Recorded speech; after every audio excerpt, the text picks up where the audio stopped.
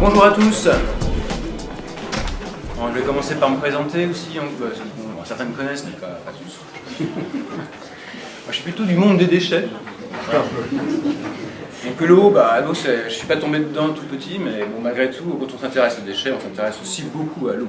Donc voilà, Rémi Bayard, enseignant-chercheur à l'INSA de Lyon, dans le laboratoire DIP, déchets, eau, environnement, pollution. Donc, de fait, avec aussi une double équipe de chercheurs travaillant sur les déchets et sur l'eau, ça nous amène aussi à se questionner autour de problématiques urbaines, autour de l'eau, autour aussi de la gestion de nos résidus, d'activités anthropiques. Et donc là, merci pour cette invitation, parce que vous m'avez proposé d'intervenir sur la question des plastiques. Et donc là, j'ai mis aussi entre parenthèses les microplastiques en milieu urbain. Donc cette présentation est faite en binôme, mais bon, Brice n'a pas pu venir. Brice fait partie du laboratoire l'ENA, de l'ENTPE.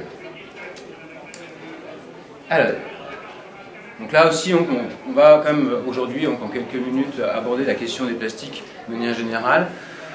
On part quand même sur un questionnement, mondial autour, de l'usage des plastiques, en lien en fait principalement à une mauvaise gestion de ces déchets.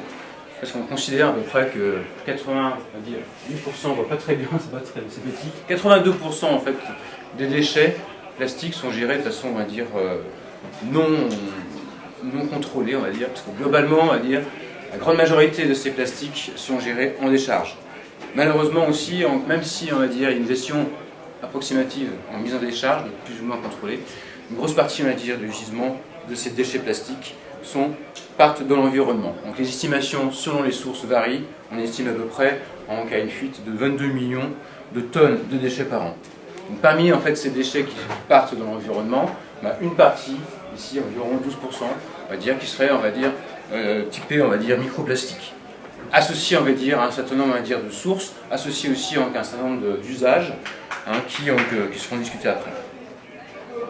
Donc en effet, nous vivons dans un monde fantastique du plastique. C'est le plasticicène en fait, vous connaissez, c'est pas l'anthropocène, c'est le plasticicène. Donc pourquoi? Parce que on a un multiple intérêt à utiliser ces matériaux. Donc ça explique de fait l'augmentation de la production de plastique, mais c'est aussi de fait l'augmentation de la production de déchets plastiques.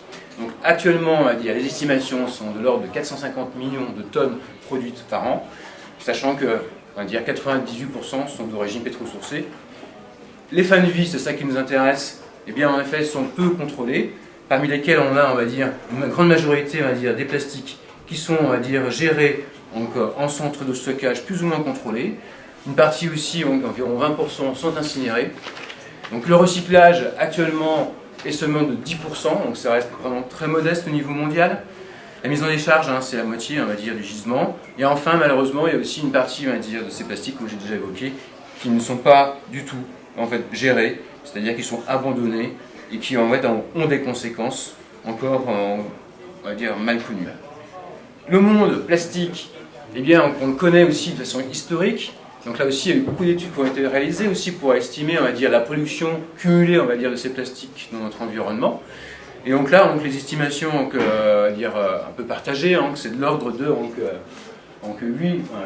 8300 millions de tonnes produits globalement, avec une partie de ce stock de plastique généré qui est encore stocké et est en fonctionnalité, c'est-à-dire ici en usage dans notre vie, nos activités humaines.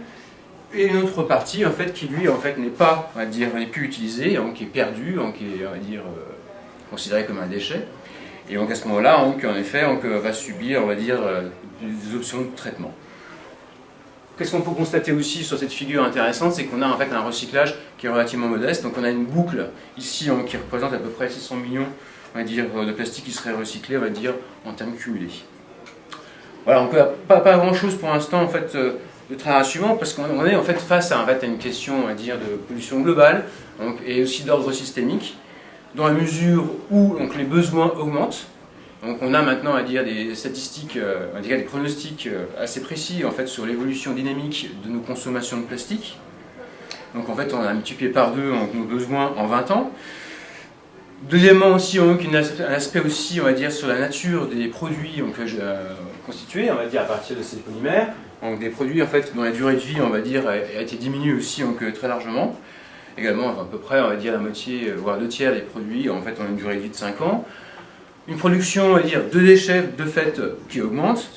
Des filières de fin de vie qui sont, on va dire, balbutiantes, hein, parce que pour l'instant, on est concentré sur des techniques, on va dire, de recyclage mécanique. Donc là, avec des tris physiques qui permettent d'obtenir des résines relativement propres pour un recyclage dit mécanique. Le recyclage physico-chimique est en cours, on va dire, de développement, donc avec plusieurs projets au niveau Europe, dont 3 projets en France, mais ça reste encore très modeste pour l'instant. Une question aussi majeure aussi sur la question aussi des déchets exportés, donc là aussi avec des obligations de plus en plus fortes autour on va dire de la réglementation. Et enfin aussi la nécessité aussi d'utiliser aussi les techniques d'incorporation, on va dire, des résines, donc des matières premières secondaires pour produire nos objets de service. Donc la question après évidemment qui est importante, c'est que faire, hein, parce que je ne tiens pas aussi à vous déprimer non plus.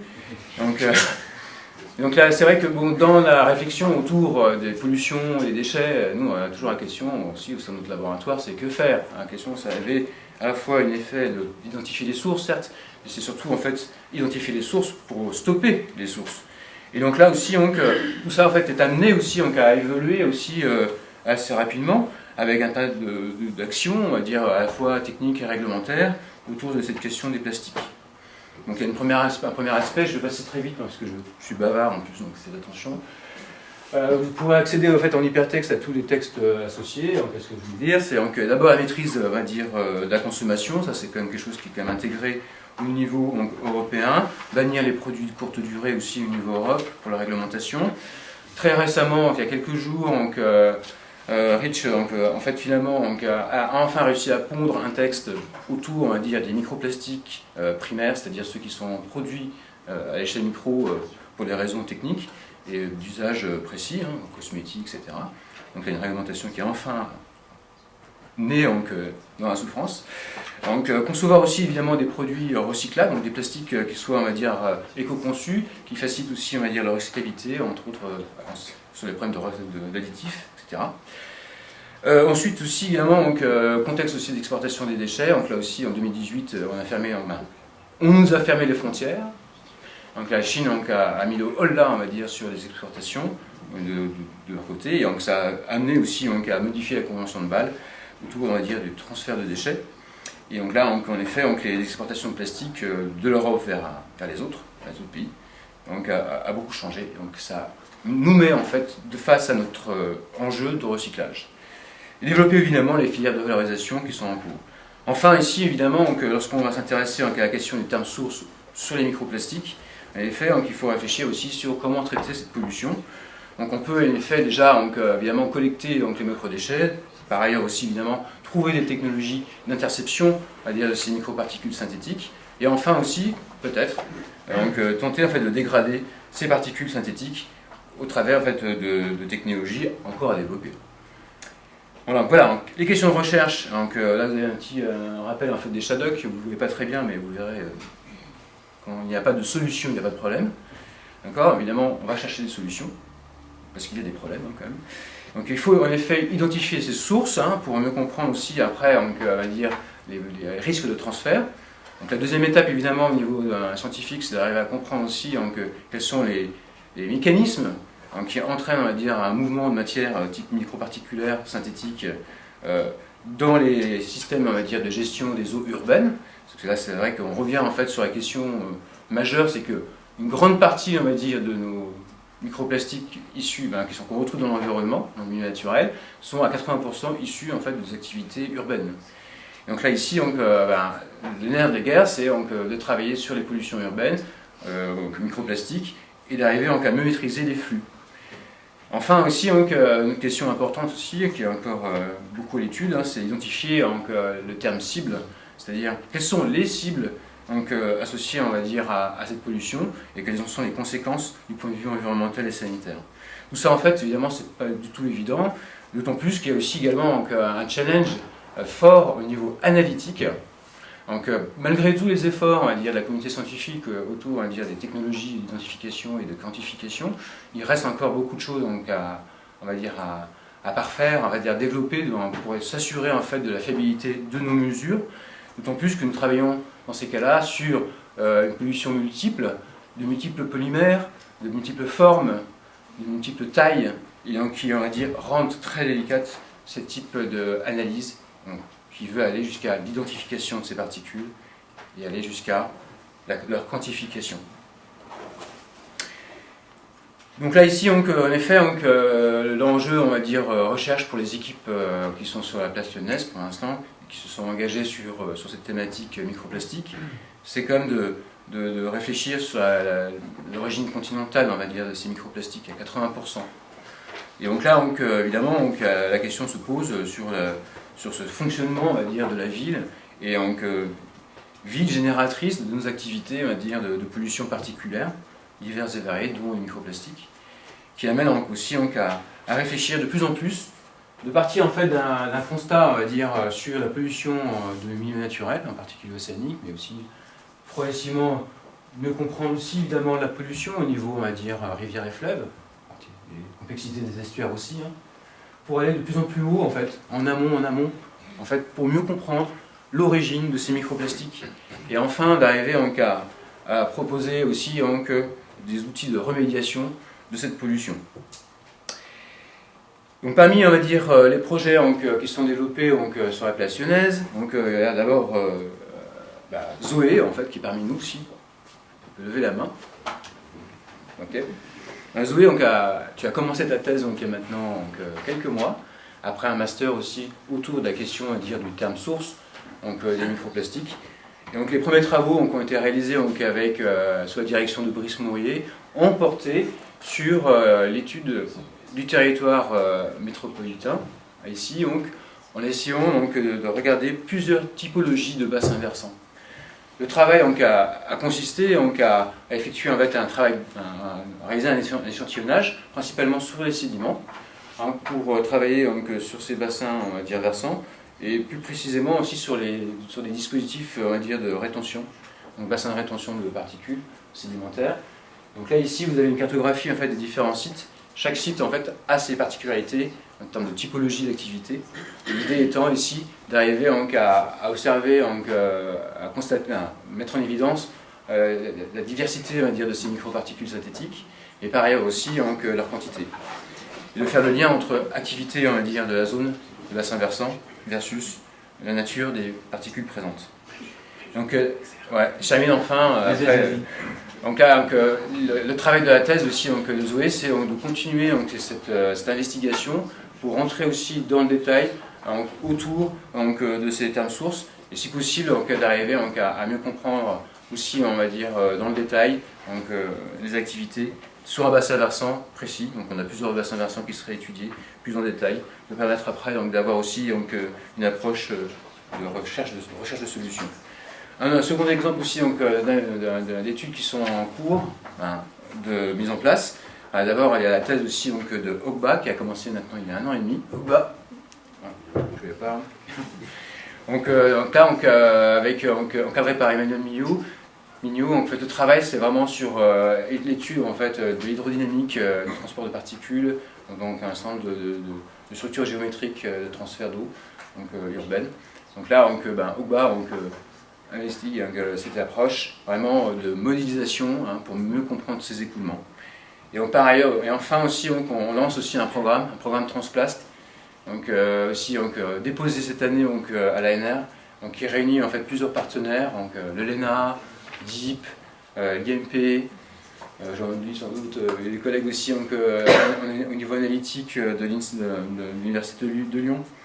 Donc là, on complète dans les disciplines, sur la chimie, sur le génie civil et l'hydrologie urbaine, sur les aspects, on va dire, écoulement, les aspects aussi polymères, les aspects analytiques. Donc vraiment, c'est vraiment pluridisciplinaire. On se réunit ensemble dans ce programme pour arriver à proposer des travaux autour du transfert et aussi autour de l'interception des particules synthétiques polymères. Voilà, désolé, je suis toujours un peu long. Voilà, donc voilà. Il n'y a pas de solution, il n'y a pas de problème.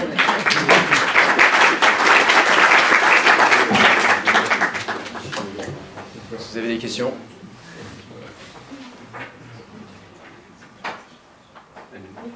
Dans le cadre de vos travaux là, sur les voies de transfert au centre de bassin versant, des micropolluants, est-ce que vous allez effectuer des bilans de masse, des estimations de flux? Parce que je pensais à vous avez présenté une diapo là où on voyait les grands flux de microplastiques à l'échelle globale. Alors, dans le cas des études qu'on réalise, il n'y aura pas forcément de bilan de flux au niveau, à dire dans une approche systémique, dans un premier temps. Pour l'instant, dans le cadre du programme Transplace, qui est vraiment calé sur la question des conditions de transfert de ces particules, on va s'intéresser évidemment à la dimension hydrodynamique, et en fait, entre autres aussi, pour compléter, à la question, on va dire, du comportement physico-chimique de ces particules, liées, on va dire, à leur vieillissement, liées à leur taille, liées à un certain nombre de paramètres, et en particulier aussi liées donc, à la présence d'autres particules. Donc la question, on va dire, majeure qui va être à passer, on va dire, à franchir, c'est de mieux comprendre l'agrégation de ces particules synthétiques dans un système on va dire, de gestion de l'eau. Et donc en plus, dans le cas du programme Transplace, on va vraiment se fixer, on a un peu réduit donc, notre objectif, on reste en fait, principalement sur les déverseurs d'orage. Donc on va plutôt s'intéresser à une situation bien particulière qui est, on va dire, comportement de ces microplastiques partant de pluie, et donc dans les ouvrages type déverseurs d'orage. En tentant quand même d'avoir un bilan quand même. Mais bon. Très processus quand même. Ouais, comme assez processus que plus que bilan. Que bilan, ouais. Ouais. Alors, ça ne relève pas directement de vos travaux, du coup. Là, vous avez apporté quelques précisions. Et si on parlait à cette slide où on voit les bilans de masse, là, les flux globaux, je me posais la question de savoir les flux atmosphériques, quelle proportion les flux atmosphériques Alors là, non, là c'est vraiment, c'est du ultra global. Là. Ouais. Vous voyez ce que je veux dire, c'est que là vraiment c'est la synthèse de toute la production de plastique au niveau mondial depuis les années 40. Donc après, dans le cas, on va dire, dans les estimations après, de transfert entre, mais ça dépend en fait de ce que vous voyez comme cible. Si on regarde en fait la cible, l'océan, on commence à avoir des estimations qui sont faites entre guillemets à la louche, entre ce qui est, on va dire, le transport atmosphérique et le transport, on va dire, aquatique. Et donc là, globalement, ce serait du 20-80, mais ça dépend en fait dans la zone. Si on regarde les zones, on va dire les estuaires, c'est 80% pour l'eau, 20% pour l'atmosphérique. Mais tout dépend en fait, voilà, de la configuration de. Donc après, évidemment, si vous vous éloignez, on va dire, de ces côtes, c'est complètement différent. Voilà. Merci. Je vous remercie. Beaucoup.